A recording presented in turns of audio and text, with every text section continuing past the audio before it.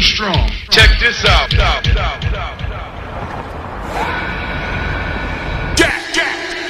The whole scene I've been around all my life was predominantly minority. When I came across the ocean, it was the opposite. I was like, they like house music like that? In just 3 years, the house music of Chicago was to win over dance floors from Manchester to Ibiza.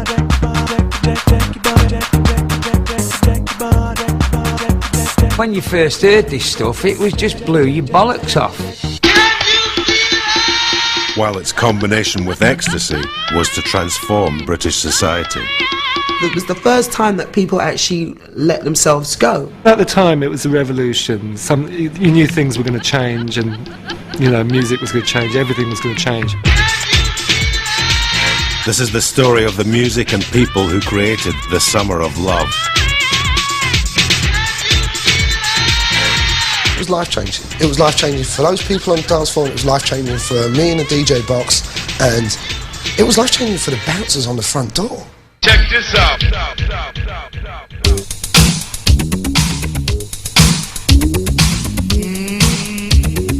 In 1985, house music existed in just one city, Chicago.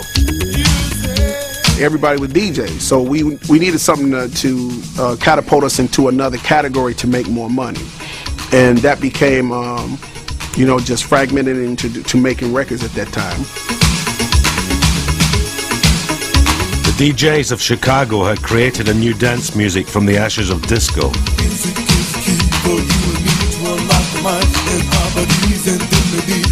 In 1985, legendary producer Steve Silk Hurley created its first hit. We pressed it up, it went through the roof.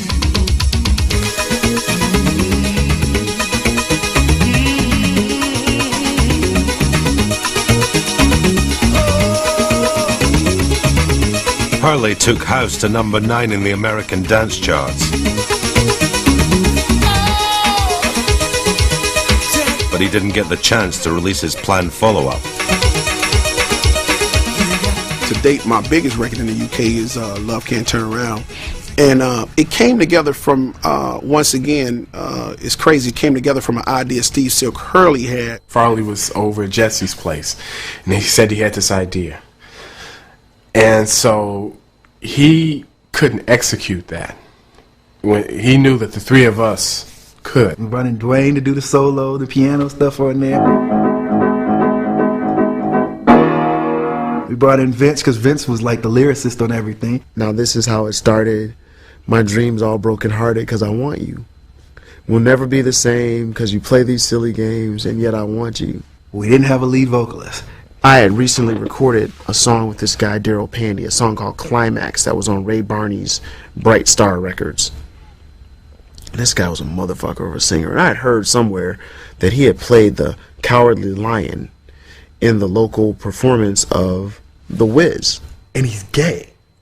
So to us it was like, we don't want to have anything to do with this guy, because he's constantly telling us how he wants to try to get with us. He had a big bellowing voice and he was very churchy, and we thought that the kids were into that spiritual shit, man. Motherfuckers yelling and screaming on the records, So we thought that he would go over like gangbusters in the club.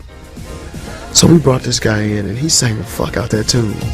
Now this is how it started. My dreams all broken hearted, yet I want you.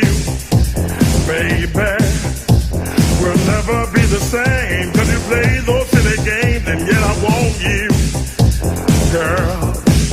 Farley started playing the shit on the radio, and copies started flying out the door. Record goes on the radio, blows up, huge, selling numbers. But Love Can't Turn Around divided the friends who had created it. Just want everybody to keep calling your name Farley, so it got a little bit out of hand at that time. Within 30 days, I'm in Rocky Jones' office, and he's cutting us a check for $20,000, $30,000. And I'm sitting up thinking, I didn't expect anything out of this record, but I'm making money. You're working with your friends, and you think that, I guess everybody do the right thing when somebody gets paid, that everybody's sharing the wealth, but you come to find it, it's just not like that. I never got a friggin' penny. I don't think even Daryl got the money that he should have gotten. But it was the track that catapulted house into the UK.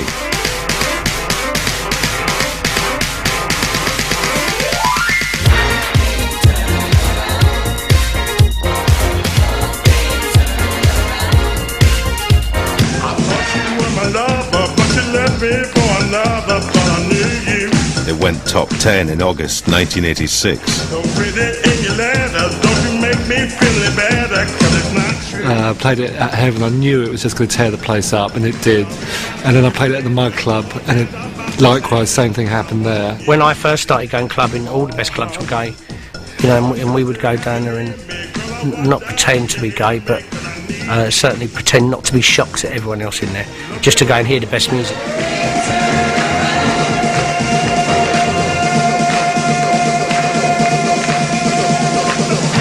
DJs who played house in straight clubs in London got a less enthusiastic reaction. Well, somebody else came up to me at a warehouse party in London with this kind of, you know, those kind of cloth rear groove caps they used to wear, and the steel toe cap Doc Martens and white socks and 501s and ME1 flying jacket. A look later developed by Bros, if I remember correctly. They said, well, I'll get this Puffs music off. Then I started getting these notes passed to me saying, why are you playing this Chicago homo music? I had a few kind of like things thrown at me, and I was called gay a lot as well. Most of the clubbers were into rare groove and hip hop, and you know, everyone was cool and down and that kind of stuff. I think a lot of the hip hop kids thought the music was quite faggy.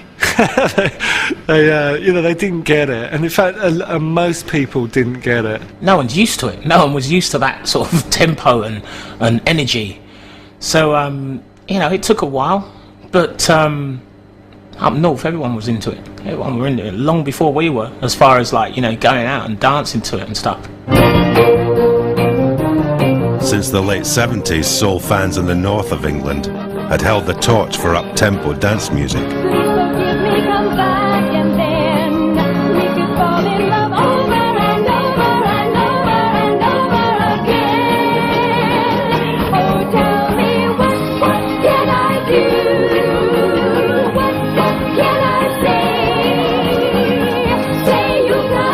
Bum bum bum bum bum bum bum, I'm on my way, you know, and shit like that. You know, we grew up in a real northern soul sort of thing. When house arrived in the 80s, it fitted into the northern soul all-night dance culture. I think there was a lot of similarities. It was like, you know, very soulful, four-to-the-floor fast music. When the Hacienda started playing records from Detroit and Chicago, it wasn't that different maybe to what DJs had done a generation before. I mean, when we first started the Friday night at the house, we got quite a lot of the old northern boys coming down. When I was playing like Adonis, No Way Back, I mean, I could see lots of people doing northern soul dances.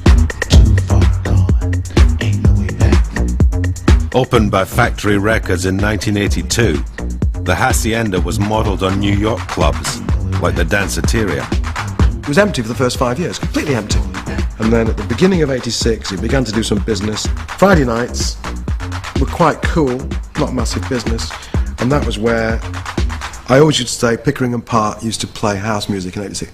In fact, it was Pickering Park and John Da Silva, who I never give enough credit because his name doesn't begin with P. I think Manchester was the epicentre of the whole house scene as such. I mean, there was things happening in London, but I mean, I moved to Manchester, apart from the fact that I was around here, it was mainly really just simply for the Hacienda, and you know, if you wanted to be a house DJ, it was the place to come.